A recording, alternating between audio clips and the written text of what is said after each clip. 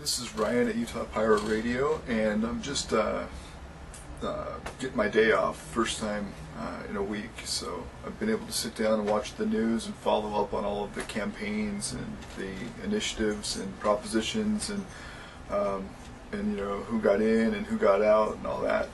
I was excited to hear that Massachusetts got marijuana decriminalized. So if you get caught with marijuana, you will not get arrested. You will not go to jail. Instead, you'll get a fine of $100 that you can pay by mail. Are you freaking kidding me?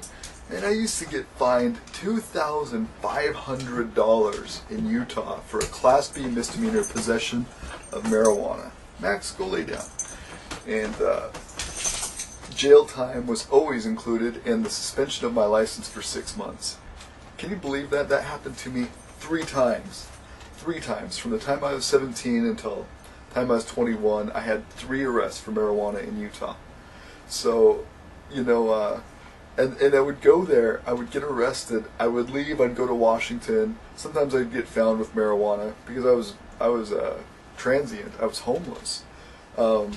So I was always getting spoken to by the police, getting woke up, at a park or, in an abandoned house that we called a squat or whatever. And I'd get arrested for marijuana in Utah constantly and have huge fines and go to jail and spend, time and community service and all that other stuff when I get arrested for marijuana. But these guys in Massachusetts are spoiled. I can't believe this. This is awesome that they don't get arrested for marijuana now. And their fine is $100. It's like a speeding ticket.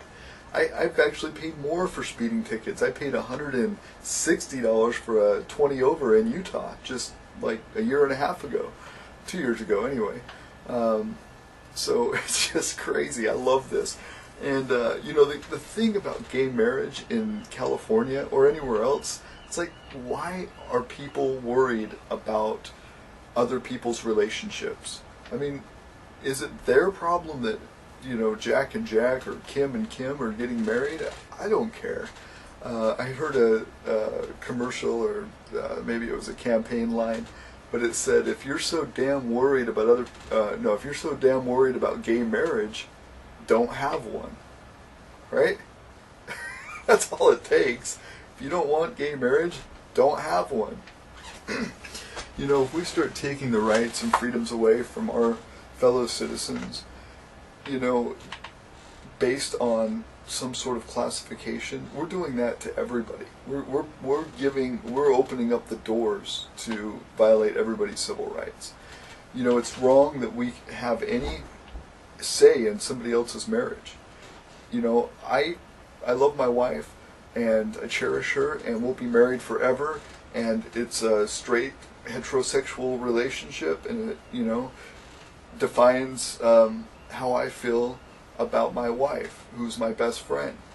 But for me to say that you can't get married based on whatever orientation you are is like me saying you can't be married because you're white.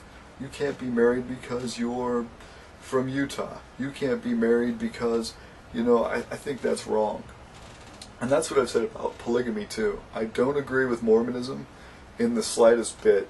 The distinct, unique Mormon doctrines I reject. And I follow Jesus. I'm a disciple. But when it comes to Mormonism, I totally reject it. But when it comes to the law imposing rights, or imposing laws against people and violating their rights, I don't agree with it. I think that people should be allowed to be married in a polygamous relationship. I don't agree with polygamy at all. I don't agree with Mormon doctrine, like I said. But I do agree that people should be able to marry whoever they want. And for Mormons to rally in support for Proposition 8 is disgusting. It's absolutely sick.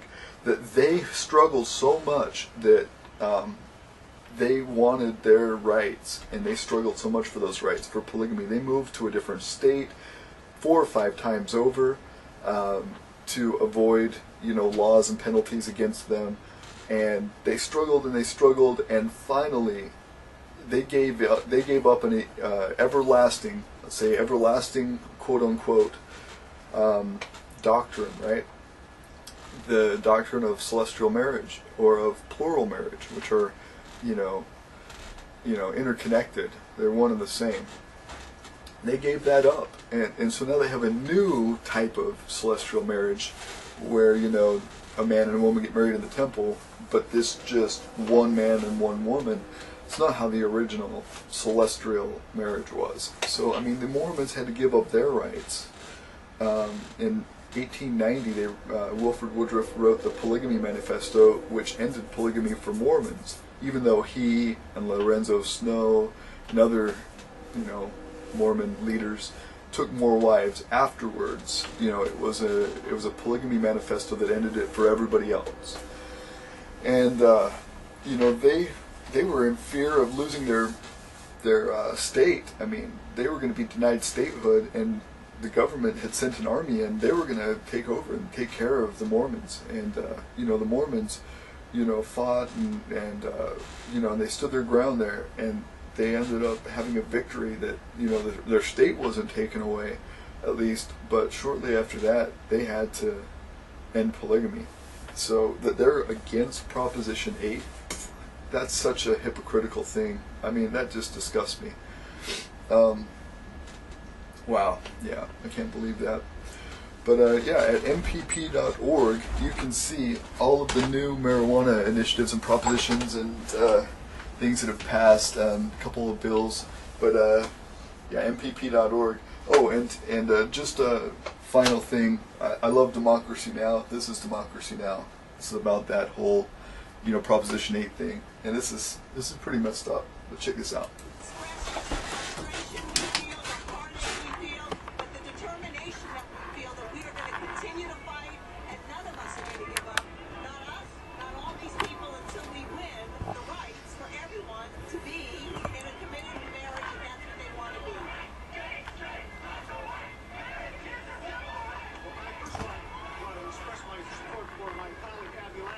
Heterosexual and married. I'm a gay man. I just got married about a week and a half ago. And I'll tell you, there is something in the world that makes you more angry that you're the mayor of the city, you've got influence and authority, and they're telling me that I'm a second-class citizen. That is just not right, and it's not going to stand. But I know, as we all know, that history and justice are on our side. And we're going to win this battle. People protesting the passage. It's a sad day for this as a continued ballot measure fight, but this is not the last day. And if we really dig into some of the details here, I think we can put a different perspective on it. If you look at the vote in 2000, when this was on the ballot in California, you see an incredible movement more towards marriage equality. Now, not enough to keep this law in place, but let's not diminish that. It passed by 61%, I believe, originally in 2000. And look, we couldn't even call this vote until yesterday. That's how close it was. So there is progress on this issue, even if we don't see it in the actual ballot measure results. And talk not only about California, but Arizona and Florida as well. Huge defeat for gay men and women around this country.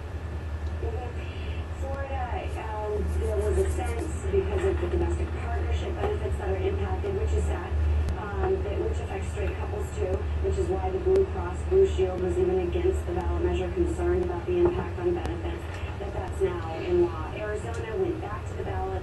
Politicians pushed this, even though the voters had voted on a wider version in 2006, and it was the only state to have defeated this. They were outspent tremendously. The Mormon money, in terms of individual members of the Mormon church that got together on this fight, I think it's very questionable. Against a marriage. At one point, over and a weird marriage at that. They're against gay marriage, which is pretty strange. That came from members of the Mormon church. But Mormons used to have polygamy. Weird.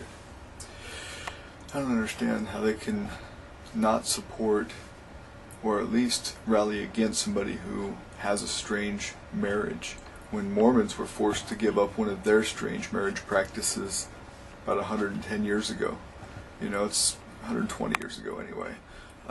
It's just not right. It's not right that they would rally against, you know, these people who want their rights when that's all Mormons wanted. All those times they moved around, it's just sad.